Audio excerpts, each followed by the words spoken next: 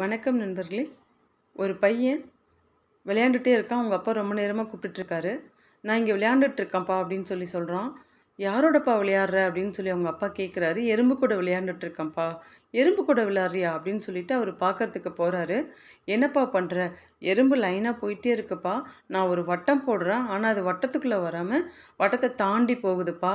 திரும்பவும் நான் ஒரு வட்டம் போடுறேன். அந்த வட்டத்துக்குள்ளே வராமல் வட்டத்தை தாண்டி போகுதுப்பா. இப்போ என்னப்பா பண்ண? ஜெயிச்சிட்டியான்னு? ஆமாப்பா, நான் தான் ஜெயித்தேன். எறும்பை பிடிச்சி நசுக்கி கொன்னுட்டேன். அப்போ நான் தானேப்பா ஜெயித்தேன் அப்படின்னு சொல்லி அந்த பையன் சொல்கிறானா.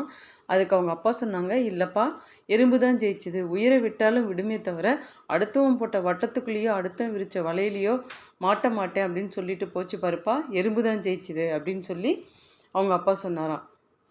மக்களே, நம்ம என்னதான் உயிரை விட்டாலும் விடலாமே தவிர என்னதான் கஷ்டப்பட்டாலும் அடுத்தவங்க விரித்த வலையில் மட்டும் மாட்டக்கூடாதுங்கிறத இதிலேருந்து நம்ம தெரிஞ்சுக்கணும். நன்றி.